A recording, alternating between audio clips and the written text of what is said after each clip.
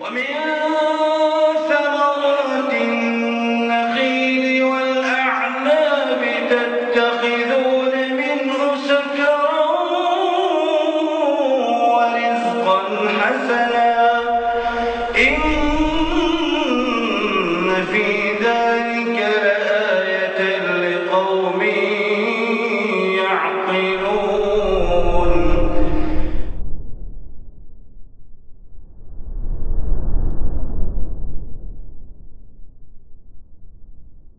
Bismillahirrahmanirrahim. Assalamualaikum warahmatullahi wabarakatuh. Innal hamdalillah nahmaduhu wa nasta'inuhu wa nastaghfiruh wa na'udzu billahi min shururi anfusina wa sayyiati a'malina may yahdihillahu fala mudilla lahu wa may yudlil fala hadiya lahu. Asyhadu an la ilaha illallah wahdahu la syarika lahu wa asyhadu anna Muhammadan abduhu wa rasuluhu la nabiyya ba'dah. Allahumma 'allimna ma yanfa'una wanfa'na bima 'allamtana innaka antal alimul hakim.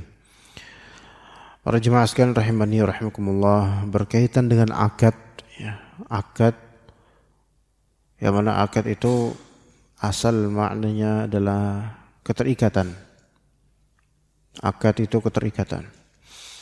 Dan akad ada yang lazim, ada yang ghairu lazim. Akad ada yang keterikatannya itu lazim, yaitu memiliki konsekuensi seperti jual beli, yang mana setelah akad maka konsekuensinya adalah pembeli mendapatkan hak apa yang dia beli dan memilikinya secara komplit. Juga penjual mendapatkan haknya dari pembayaran dan memiliki uang itu secara total atau secara komplit. Nah, dari akad-akad yang ada kan banyak sekali akad ya, seperti jual beli, termasuk juga sewa menyewa, bahkan akad nikah itu juga termasuk akad, makanya disebut akad. Dan akad, dari semua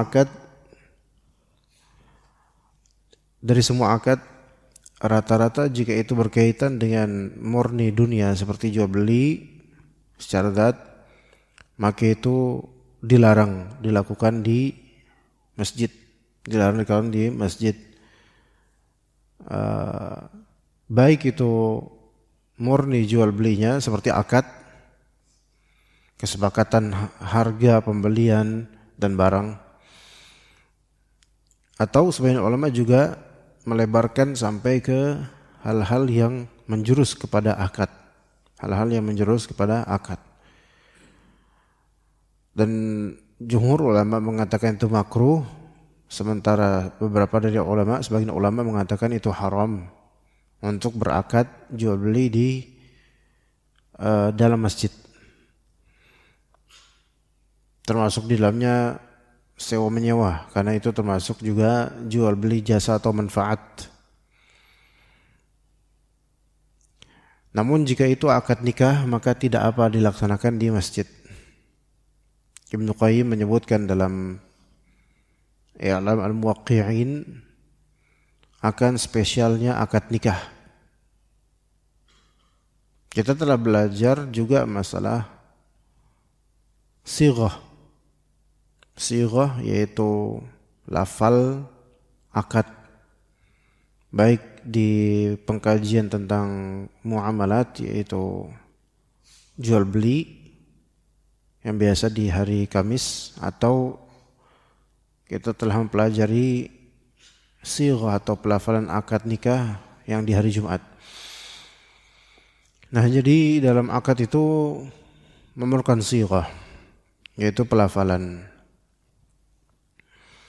Hanya perbedaannya di sini dalam mazhab Hanbali,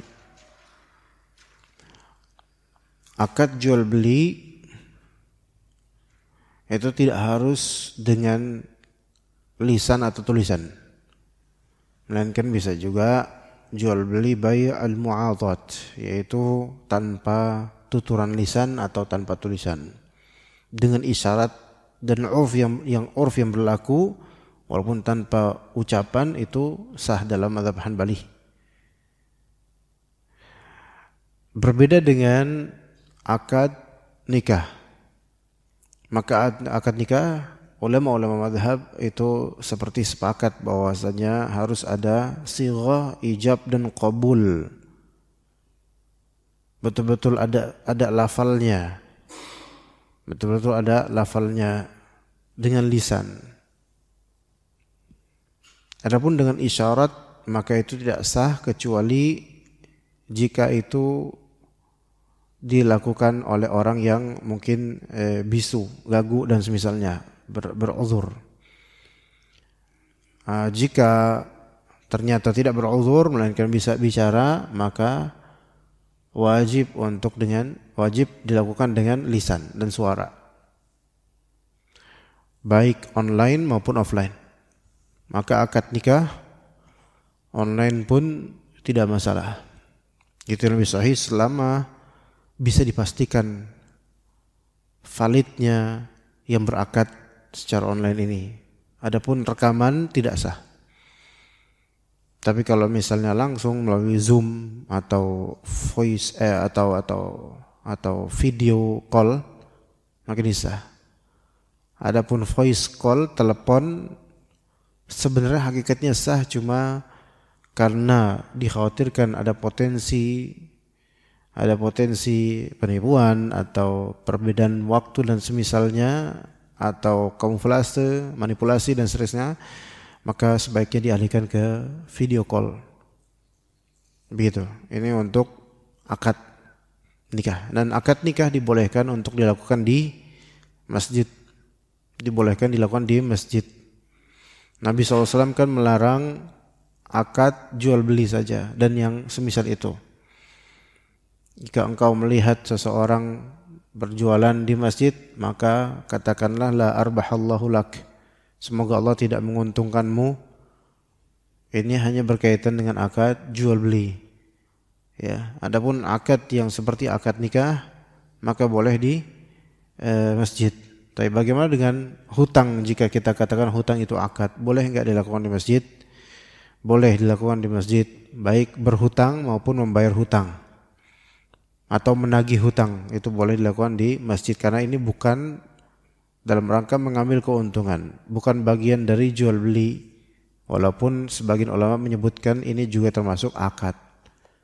Dan masih banyak lagi jenis-jenis akad, macam-macam akad, kisaran hutang, jual beli dan semisalnya dengan cabang-cabangnya itu yang mungkin perlu dilihat apa hukumnya, ya begitu. Nah, kalau di mazhab Hanbali itu tadi kita bilang bisa aja jual beli tanpa suara dalam berakad. Tapi dalam akad nikah itu harus dengan lafal ijab dan qabul.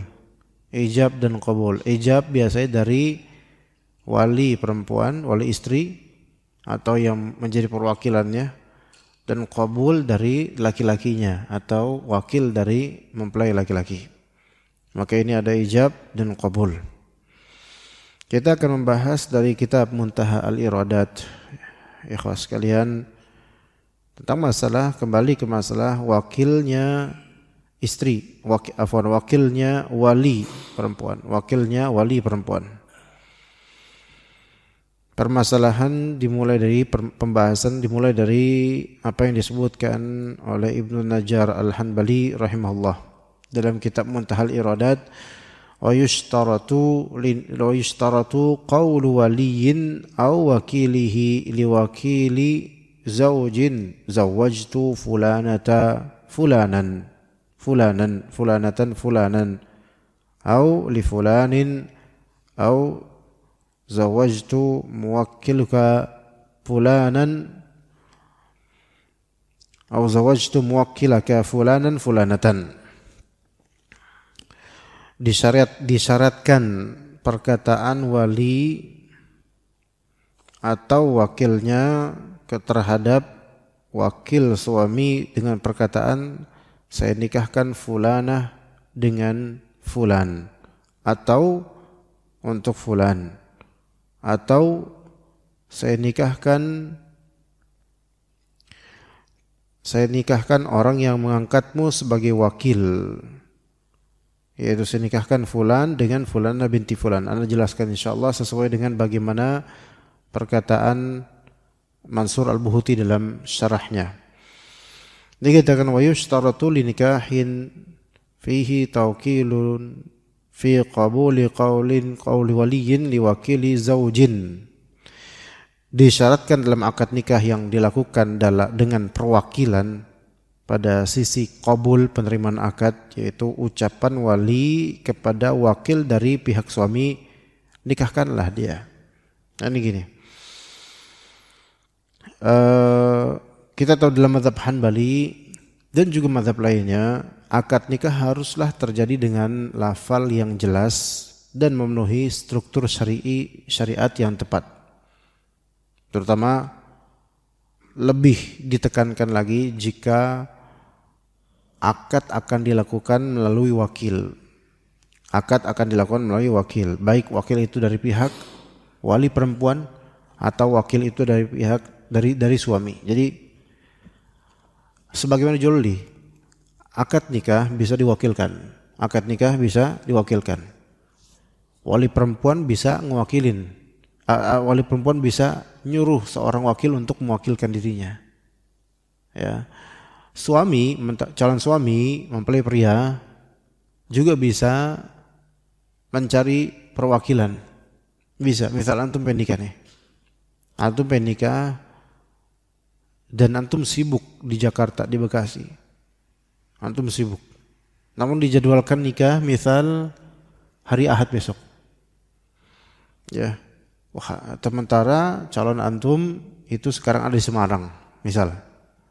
Antum tawarkan ke mereka, ke keluarga itu, gimana kalau kita nikahnya secara akad lewat video call dulu, atau lewat video call aja udah sah insyaallah. Mau enggak? Ternyata mereka enggak mau, karena mungkin menganggap wah ini kok gak serius gitu. Maka taib, maaf banget ini kalau Ahad ini saya memang ada tugas yang urgent dan gak mungkin ditinggalkan. Ditunda kalian gak mau, online kalian gak mau. Taib, kalau gitu saya akan mengirim utusan dari saya untuk menjadi wakil buat saya nikah. Taib, boleh gak itu? Boleh. Taib, berarti antum utus seseorang, walaupun bukan keluarga, tapi utus seseorang.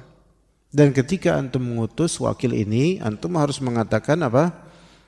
Ya nikahkan saya gitu. Kamu jadi wakil saya. Ya jadi wakil saya. Nah, begitu juga dengan wali perempuan itu bisa berlaku seperti itu. Jika wali perempuan ini enggak bisa, maka afwan, anak enggak bisa datang nih gitu. Entah karena sakit atau uzur atau malas atau gimana, maka boleh mencari perwakilan, mengangkat wakil untuk ijab, ya mengangkat wakil boleh. Tapi dianjurkan tentu sebaiknya wali gantinya, yaitu dari keluarga. Ya, daripada orang lain dengan keluarga sendiri, begitu. Maka boleh seperti itu. Jadi, tapi dengan ucapan apa kepada wakilnya ini, nikahkanlah putri saya misalnya, nikahkanlah ibu saya misalnya, nikahkanlah. Itu jelas yang dinikahkan siapa, yang dinikahkan siapa. Nah, ketika juga akad, ya ketika akad, au qawlu wakilihi ay awal al-wali li wakili zaujin zawajtu fulanatan binta fulanin fulanan wa yasifuhu bima yatamayyazu bih. Jadi disyaratkan juga ketika lagi akad nih, lagi akad, jika seorang wakil dari wali perempuan,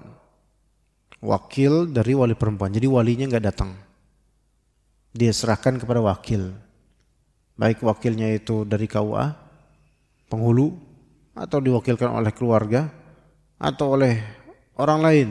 Yang penting walinya itu sudah menentukan ini wakil saya, wakil wali perempuan, oke? Terus bahkan wakil wali perempuan ini berkata juga kepada wakil calon suami. Jadi sama-sama pakai perwakilan, Yang penting ada mandat semua dari pihak masing-masing. Jadi wali perempuan nggak bisa datang, maka dia kasih mandat ke fulan, tolong nikahkan putri saya, oke? Nikahkan putri saya di akad tersebut. Pihak laki-laki yaitu calon suami sibuk, nggak bisa datang juga, tolong nikahkan saya, bilang ke wakilnya. Jadi wakil wali perempuan ketemu wakil calon suami, ketemu berakadlah gitu. Sementara calon suami ada di kota apa, calon istri di kota apa, tapi mereka akhirnya berakad dan ada 2 saksi minimal. Ada 2 saksi. Terus ada sighah. Nah, sighahnya ini harus benar. Jadi wakil dari wali perempuan berarti dia yang melakukan ijab. Dia yang pertama kali ngomong. Nah, cara bicaranya pun harus jelas sebagaimana akad pada umumnya. Itu mengatakan, yaitu wakil wali perempuan berkata kepada wakilnya calon suami, yaitu dengan mengatakan zawajtu fulanatan binta fulanin fulanan. Itu disebutin, saya nikahkan siapa misalnya Fatimah binti Zubair, Fatimah binti Zubair binti Pak Zubair dengan laki-laki siapa namanya, Hasan misalnya, Hasan bin fulan gitu kan. Oke, disebutkan jelas kayak akad biasa, harus seperti itu gitu. Jadi ada lafal zawajtu, yaitu saya nikahkan atau saya telah nikahkan, ya. Terus sebutin namanya dan juga baiknya disebutin bapaknya karena nama itu terlalu banyak, maka disebutin bapaknya juga, binti siapa, terus juga disebutin calon suaminya atau suaminya disebutin. Wa yasifuhu bima yatamayyazu bih. Dan si wali perempuan atau wakil wali perempuan ini dalam akad mendeskripsikan atau menyebutkan sesuatu yang dapat membedakan daripada yang lainnya. Seperti menyebutkan nama, nasab, membedakan. Maksudnya jangan terlalu ambigu, jangan terlalu global. Saya nikahkan Fatimah dengan Hasan. Sebentar. Ya, Fatimah yang mana? Fatimah binti siapa? Gak bisa. Ya, gak bisa. Walaupun orang tahu Fatimah yang mana, tetapi ini dikhawatirkan nanti terjadi salah paham, ya, karena terlalu banyak Fatimah. Ya, maka hendaknya disebutkan Fatimah binti siapa. Dan Hasan juga banyak. Ya, dan Hasan juga banyak. Jadi sebutin apa yang membedakan orang ini. Nah, misalnya wali nih, wali langsung dia seorang bapak punya anak gadis 2 misalnya. Terus pengen nikahin. Kalau dalam berakad si wali ini, si bapak ini bilang, saya nikahkan putri saya atau saya nikahkan salah satu putri saya dengan Hasan bin Fulan. Tapi pertanyaan ini sah nggak kira-kira? Saya nikahkan putri saya, sementara dia punya berapa putri? 2 putri. Kira-kira sah nggak? Nggak sah. Karena ya nggak jelas yang mana. Akadnya harus jelas siapa yang mau dinikahin, gitu loh, ya. Seperti itu cuma. Saya nikahkan disifatin, cuman sifatnya juga masih mujmal, masih enggak membedakan, karena di sini harusnya wa yasifu bima yatamayyazu bihi, yaitu mendeskripsikan siapa putri yang dimaksud, tapi deskripsi ini harus membedakan. Enggak ambigu gitu, bersayap, enggak. Jadi saya nikahkan putri saya yang berkulit putih. Dua-duanya putih kulitnya. Atau saya nikahkan putri saya yang cantik. Ini susah. Karena yang ini dua-duanya mungkin ada yang satu cantik, satunya lebih cantik. Tapi kan dua-duanya cantik gitu misalnya. Atau ada satunya cantik, satunya kurang, tapi bagi sebagian orang ini cantik yang kurang ini. Ya, enggak bisa. Nama, yang mana namanya? Dan nama insya Allah kalau pasti beda, nggak mungkin dua-duanya namanya Fatimah. Satunya Fatimah, satunya marfu'ah misalnya. Saya nikahkan putri saya marfu'ah. Ya. Nah ini baru bisa. Ya begitu jemaah. Ya. Jadi itu kalau misalnya untuk punya putri beberapa dan semuanya ready untuk nikah. Itu nggak bisa antum ambigu. Saya nikahkan putri saya dengan antum Hasan. Enggak. Yang mana Pak putri saya? Ah mana aja lah gampang lah. Rahasia. Terus ngapain kalau rahasia kayak gitu terus saya nikah gitu kan? Ya. Ada berapa lama lalu tuh? Ada ditawarin di suatu daerah di Jawa Barat lah ya. Ada seorang bapak dan juga istrinya itu punya putri 2, usia mungkin 20 sekian, anak-anak udah nggak ingat lagi. Ini udah Idul Fitri lalu lah, berapa hari setelah Idul Fitri. Ustaz ini ada 2 adik kakak dan belum pernah menikah, aslinya single perawan.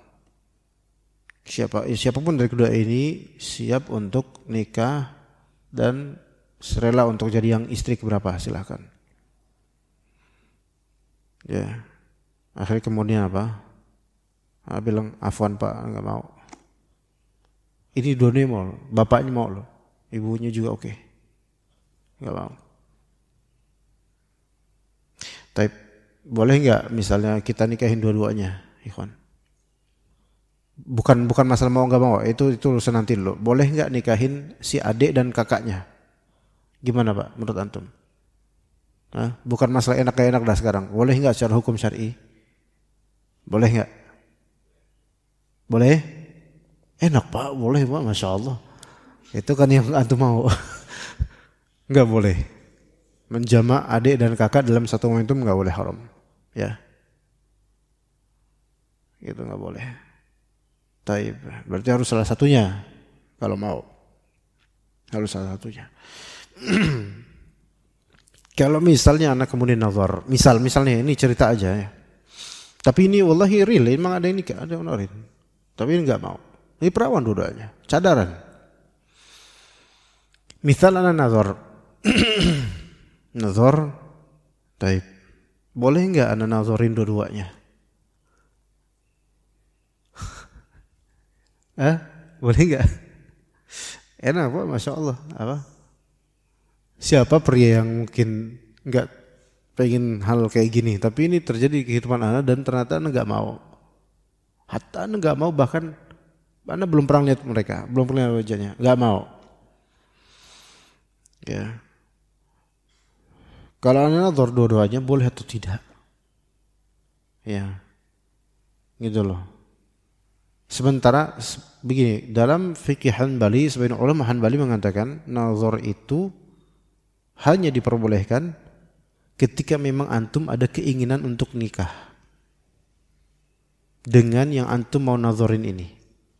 Itu dalam atau pendapat sebagian ulama mazhab Hanbali. Artinya nazar itu baru boleh ketika antum mau emang ada niatan untuk nikah. Sehingga nazar inilah yang menjadi batasan antum akan lanjut atau enggak nantinya gitu.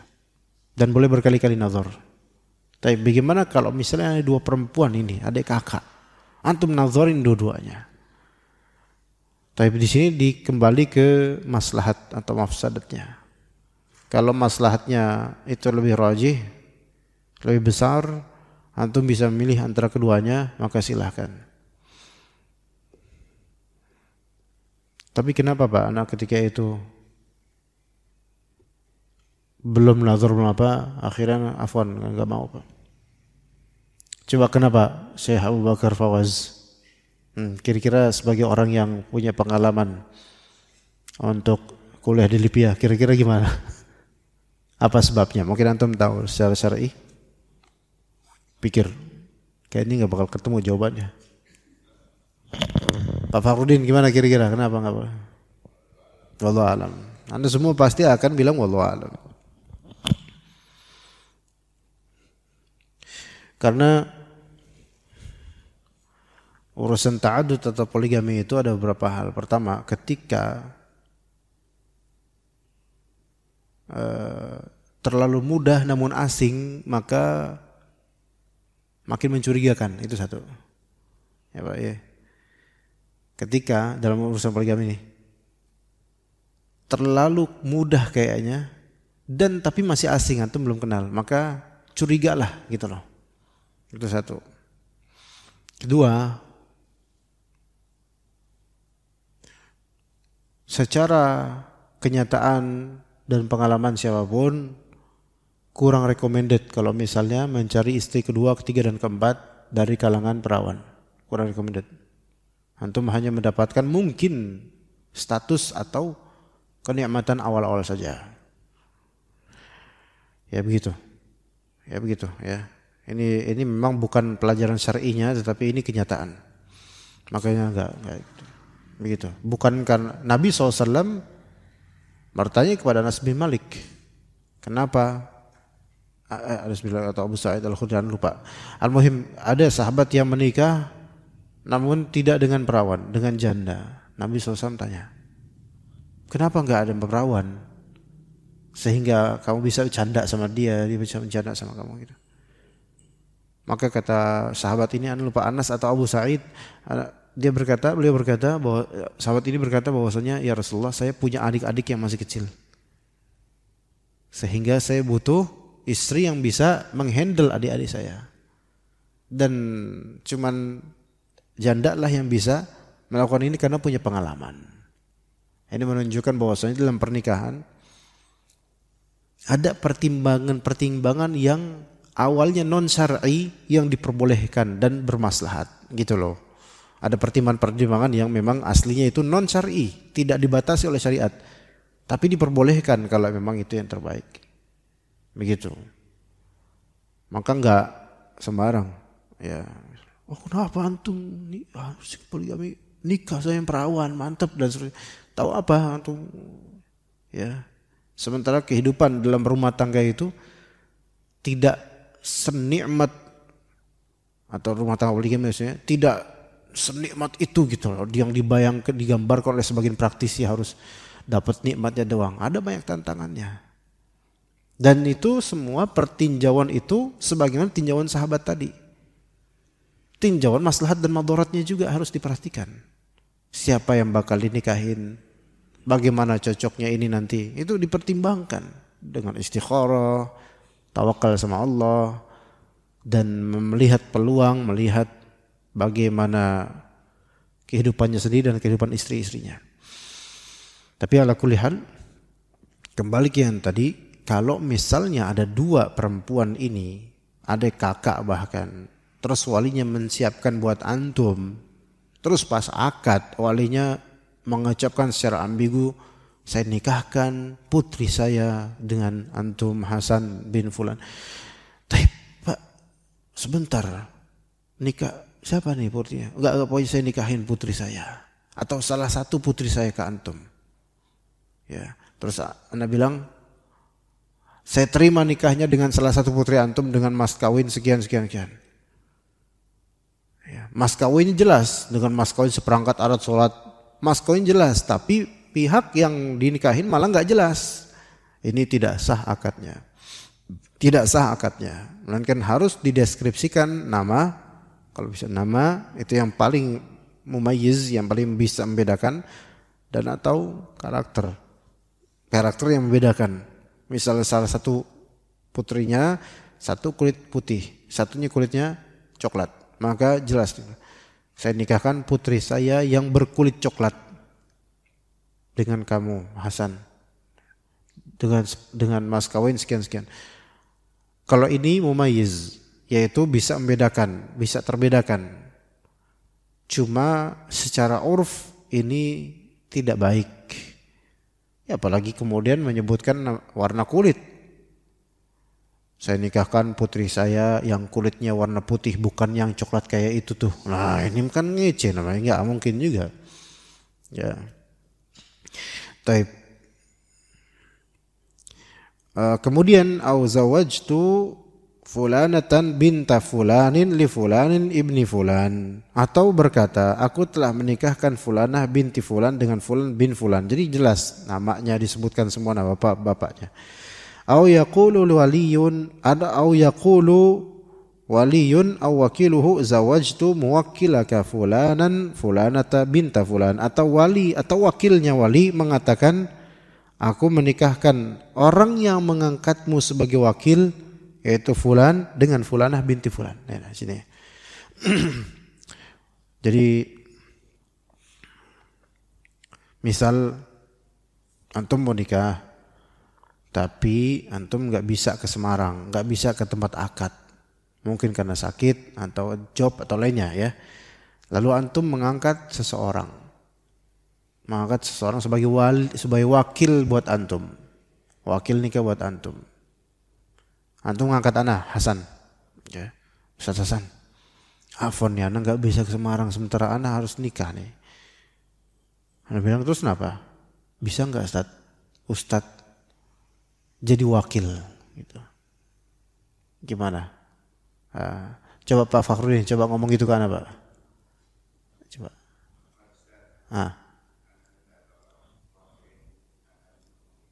Di mana, Pak? Yang nikah siapa nanti? Terus Anda ngapain? Anda maunya Anda nikah gimana, Pak? Oh, berarti buat Anda berarti. Subhanallah. Ya jadi wakil, Anda jadi wakilan di Semarang. Oke. Nah, sekarang kan berarti Anda tahu nih Pak Fakhrudin ya mau nikah, Anda sebagai wakil. Terus Pak Fakhrudin akan kasih tahu nama calonnya siapa, di mana kediaman akadnya dan seterusnya. Datang ke sana. Oke, Anda datang ke sana. Lalu kemudian pas sampai sana, Anda kan berakad sama wali perempuan atau wakilnya dia, wakilnya wali. Pokoknya Anda berakad. Di sini posisi Anda bukan Anda menikah, bukan Anda pribadi zat yang menikah, Anda hanya sebagai wakilnya Pak Fakhrudin. Dan Anda mendapatkan mandat dari beliau dengan lafal yang jelas. Tolong nikahkan Anda atau tolong jadi wakil Anda gitu dengan lafal yang jelas. Oke, Anda jadi wakil. Lah kemudian wali perempuan bilang begini. Aku nikahkan, kata wali perempuan nih. Saya nikahkan orang yang mengangkat antum Ustadz Hasan, ya. Orang yang mengangkat antum sebagai wakil wahai Ustadz Hasan, yaitu Pak Fakhrudin dengan putri saya Fatimah. Gimana kalimat ini? Saya nikahkan orang yang telah mengangkatmu sebagai wakil yaitu Pak Fakhrudin dengan Fatimah putri saya. Gimana? Sah nggak Pak Fakhrudin kira-kira? Sah. Ya sah. Kenapa sah? Karena jelas kok ini. Saya nikahkan orang yang mengangkatmu sebagai wakil. Itu maklum siapa? Yaitu Pak Fakhrudin. Sah. Ya. Gimana kalau misalnya wali perempuan bilang gini, saya nikahkan kamu dengan putri saya. Anda yang senang di situ. Gimana Pak? Jelas, benar jelas Pak. Karena walinya bilang karena apa? Ustaz Hasan, saya nikahkan antum dengan putri saya. Oke, saya nikahkan antum Ustaz Hasan dengan putri saya, Fatimah putri saya. Iya, yang nikah siapa sekarang? Ana berarti. Nah kalau misalnya nikah anak kira-kira sah atau enggak? Maksudnya bapak ini bilang saya nikahkan engkau dengan Ustadz Hasan dengan putri saya. Padahal anak posisinya apa? Wali. Pertanyaan anak ada dua. Jika itu kalimatnya sah enggak? Bahwasanya itu perempuan jadi milik anak. Itu satu. Kira-kira sah nggak kira-kira? Saya nikahkan Anda wahai Ustadz Hasan dengan putri saya Fatimah dengan mahar sekian. Mahar kan yang bayar beliau, bukan Anda. Tapi pertanyaannya sah nggak kira-kira? Itu perempuan sah jadi milik Anda. Kira-kira gimana Pak? Ayo. Kok sah sih antum pengen kayak gitu? Anda dapat gitu? Iya betul ada saksi. Ya seneng juga Anda kalau misalnya antum bilang sah, seneng Anda. Yang nggak seneng Pak Fakhrudin kesel ini. Sah atau tidak Pak? Kalau antum hanya ngeliat di lafal, ya iya, itu kan sighah yang jelas banget ya. Tetapi kalau kita ngeliat historinya, backgroundnya, Anda posisi apa? Wakil. Yang mau nikah siapa? Pak Fakhrudin sebagai orang yang menjadikan Anda wakil. Berarti ini akad yang sighahnya nyambung nggak? Nggak nyambung. Jadi nggak bisa. Nggak bisa Pak. Mau bercanda, mau serius nggak bisa. Kecuali ketika sudah diputus memang dengan Pak Fakhrudin. Pas ngeliat Ana wali perempuannya ngeliatnya, wah bagusan ini yang datang nih. Maaf Pak Fakhrudin ya. Mudahan nih. Dah. Telepon Pak Fakhrudin, maaf Pak, mungkin akad dengan antum nggak jadi, kita akad sama wakil antum aja, udah putusin dia bukan wakil antum, kami mau menikahkan dengan dia. Nah itu baru bisa. Ini baru bisa. Karena posisi anak kemudian kan bukan wakil lagi. Wakil itu nggak bisa memiliki barang yang dia beli Pak. Paham nggak di sini? Wakil itu nggak bisa memiliki barang yang dia beli. Gitu loh. Faham ya di sini ya? Ini misalnya nih. Pak Fajar, Ana butuh cat rumah. Tolong beliin cat rumah Pak Fajar. Ana gak ngerti kualitas yang bagus. Ana modalin, tolong ini ada 1 juta, fadol, antum beliin untuk cat rumah. Gitu. Terus beliau beli kan? Oke, akadnya kalau jual beli lebih longgar lagi karena tanpa ngomong pun bisa berakad. Oke, dapat cat 1 ember. Terus Pak Fajar ngecat rumahnya pakai cat itu. Itu kira-kira gimana tuh? Boleh nggak gitu? Iya boleh lah ya Pak Fajar ya. Iya. Nggak boleh lah. Kenapa? Kan antum kan wakil Ana. Masa wakil memiliki barang yang dia beli? Enggak lah. Seperti itu ya. Jadi lafal seperti ini walaupun secara lafal itu jelas dan potensinya sah, tapi karena posisi Ana wakil, maka itu tetap nggak bisa sah buat Ana, nggak bisa menjadi istri Ana. Dan ini menjadi syubhat besar dan anggap aja tidak sah. Nanti kan harus jelas lafalnya nggak boleh kayak gini gitu loh. Saya nikahkan putri saya dengan kamu Ustadz Hasan. Loh katanya, kok saya Pak? Bukan saya, harusnya gitu kan? Bukan saya hanya wakil. Sehingga Pak Wali itu harus nyebutin yang mewakilkan, yang menyangat saya menjadi wakil itu Pak Fakhrudin gitu Pak ya, seperti itu. Ya. Atau dengan pronoun kata ganti, ini juga nggak bisa, nggak sah. Misalnya wali perempuan ini, saya menikahkanmu dengannya. Gak bisa. Saya menikahkanmu dengannya. Mu-nya. Mu mungkin jelas kamu. Tapi itu pun tidak layak. Hanya dengan kata ganti seperti itu. Nya ini siapa? Gak jelas. Maka jelas nama dan apa-apa yang bisa membedakan semuanya. Walaupun boleh ada kata ganti, tapi harus ada keterangan berikutnya. Saya nikahkan kamu Pak Fakhrudin dengannya putri saya Fatimah. Nah, ini baru bisa. Itu ya. Jadi dalam akad itu pun lafal-lafal harus sangat-sangat dipertimbangkan ya gitu. Jadi ikhwan jemaah sekalian rahimakumullah, lafal-lafal yang sah dalam akad melalui wakil itu harus mencakup kalimat yang informatif di situ ada informasi yang absolut, yang jelas, ya, seperti saya nikahkan, bukan saya pinjamkan, bukan saya apa, saya nikahkan, dan juga menyebut kedua nama mempelai secara lengkap. Biasa kok kita secara lengkap, nama sesuai dengan nama kependudukan dia, tapi kalau misalnya nama yang populer daripada dia nggak apa-apa. Seperti nama di KTP saya bukan Hasan Al-Jaizi, tapi nama populer saya Hasan Al-Jaizi. Maka kalau dengan saya nikahkan kamu Hasan Al-Jaizi dengan putri saya Fatimah, itu sah. Karena dengan Hasan Al-Jaizi udah jelas ini nama. Nama itu kan ada beragam model, ada nama pakai julukan, ada nama pakai abu dan semisalnya kunyah, ada juga nama dengan nama asli kependudukan, itu semua bisa sah. Walaupun dengan julukan. Ya, walaupun dengan julukan.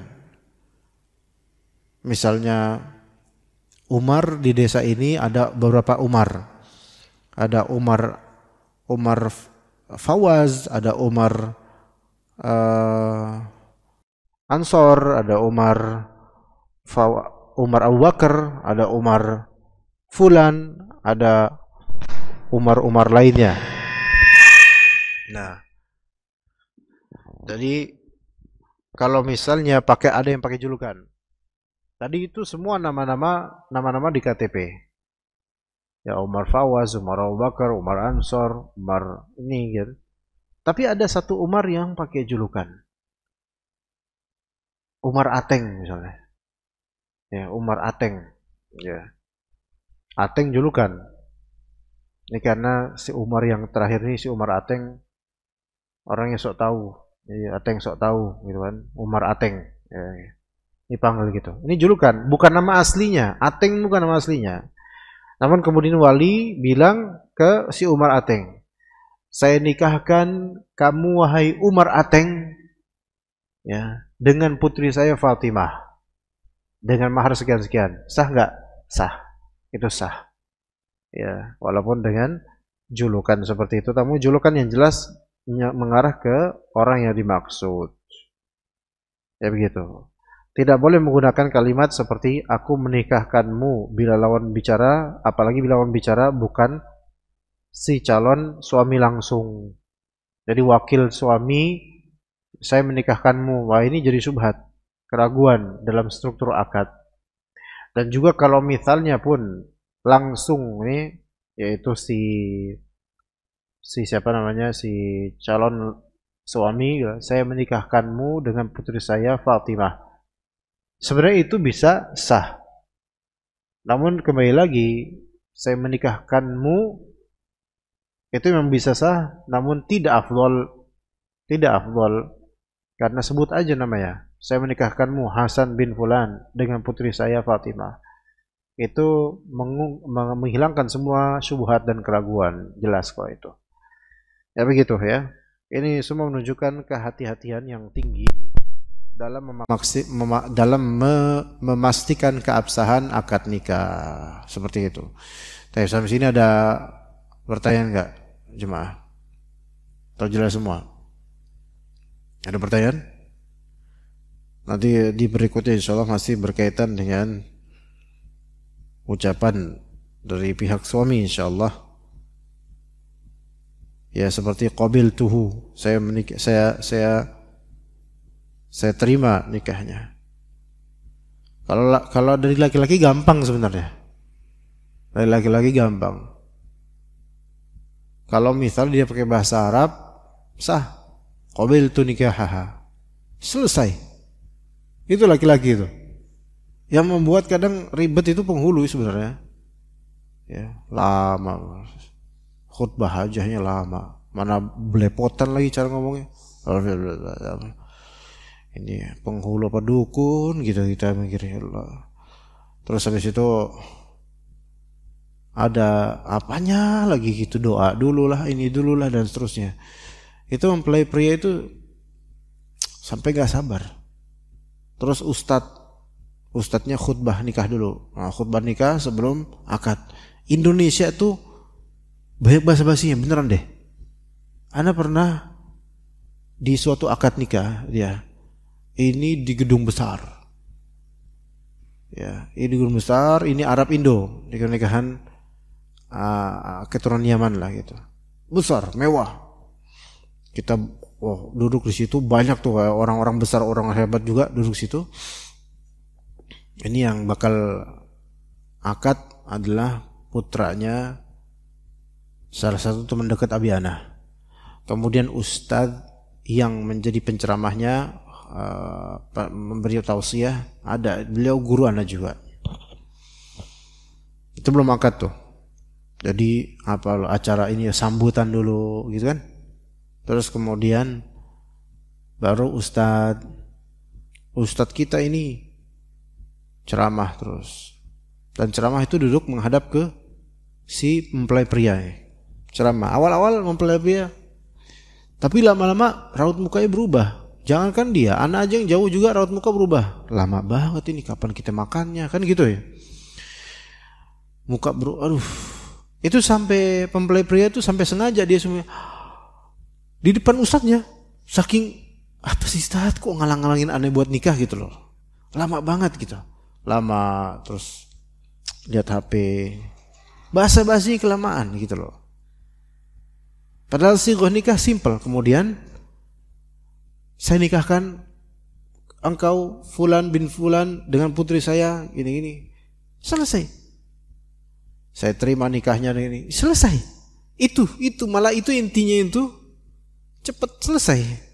Tapi kita emang termasuk negara yang sangat-sangat high konteks banget gitu loh. Kontekstual banget. Dan harus dinuansakan, di seremoni berlebihan dan seterusnya. Lama banget. Padahal akadnya selesai kayak gitu. Saya nikahkan kamu dengan putri saya. Misalnya kamu langsung ya udah ditambahin nama. Saya nikahkan kamu Hasan bin Fulan dengan putri saya Fatimah binti Fulan kita. Dengan mas kawin, disebutkan mas kawin bererot. Nah, sebagian penghulu mengharuskan membaca semua mas kawinnya. Ya, bahkan di training dulu dibaca. Jelas nggak nih Pak? Itu ada tulisan panjang. Dengan mas kawin satu ini dua ini. Ya Allah. Bahkan sebenarnya kalau misalnya tanpa menyebutkan mas kawin itu tetap sah akadnya. Tapi ini harus sebutin semua. Banyak sebutin. Ya, kemudian si mempelai laki-laki calon suami habis salaman, walaupun salaman gak wajib ya, saya terima nikahnya dengan mas kawin yang dibayar tunai. Saya terima nikahnya dengan mas kawin tersebut yang dibayar tunai. Itu selesai sebenarnya. Kadang-kadang sejujurnya dengan pengalaman anak nikah sampai jumlah yang antum gak perlu tahu berapa ya gitu. Itu penghulu itu seperti itu, yang mana justru calon mempelai ini ditakut-takutin sebenarnya penghulu. Udah siap belum? Udah hafal belum? Udah ini belum? Ayo latihan dulu. Nanti takutnya ini loh. Ya Allah. Capek banget gitu loh. Coba kalau misalnya orang menikah itu dimindsetkan, nikah tuh gampang. Emang sakral, cuman gampang. Dah, baca aja nggak masalah. Udah, nggak harus hafal, nggak masalah. Saya terima nikahnya dengan putri bapak yang bernama Fatimah binti Fulan dengan mas kawin yang tersebut dibayar tunai. Gampang nggak? Gampang sih Fawaz. Insyaallah gampang. Antum dari sekarang harus hafalin itu. Masa Al-Quran berjuz-juz bisa hafal, ini nggak hafal, malu antum. Banyak. Akhwat itu berstok-stok. Banyak akhwat yang menunggu Ustaz Fawaz untuk apa ya? Nggak tahu untuk apa. Ya begitu. Nah, jadi tidak boleh kita nakut-nakutin mempelai manapun atau calon suami dengan lafal yang sebenarnya sederhana dalam Islam dibuat rumit kemudian. Memang sangat dibantu dengan kertas. Itu hanya bantuan. Tapi jangan kemudian nanti kalau ada jeda berapa detik itu nanti nggak sah, harus ulang. Itu yang bikin dredeg sebagian dari laki-laki, karena sebagian laki-laki itu ini pertama kali nikah gitu kan. Terus kemudian orang yang mudah untuk kicep gitu, mudah untuk give up, menyerah. Akhirnya apa? Akhirnya grogi, nggak jadi-jadi. Ya, saksinya bilang, wah belum sah nih. Ya udah diulang lagi.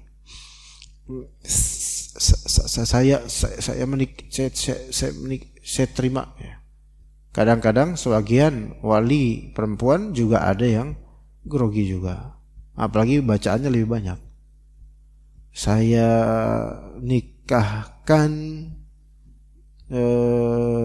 waduh Pak, jangan ada e-nya Pak, gitu. Waduh, repot. Sementara diganti nggak mau. Nah ini huruf. Akhirnya nggak jadi nikah itu. Iya, sampai maghrib nggak selesai. Oh gitu, subhanallah. Taib, nikah itu insya Allah gampang. Yang nggak gampang adalah fulusnya, ya, dan juga apa setelah nikah, tantangannya. Begitu. Taib. Ada pertanyaan nggak kira-kira? Kalau nggak ada kita cukup sampai sini insyaallah. Barakallahu fikum jami'an. Kita lanjut nanti pada pertemuan mendatang insyaallah. Sallallahu ala nabiyina Muhammad wa ala alihi wa sahbihi ajma'in. Subhanakallahumma bihamdika asyhadu an la ilaha illa anta astaghfiruka wa atubu ilaik. Assalamualaikum warahmatullahi wabarakatuh.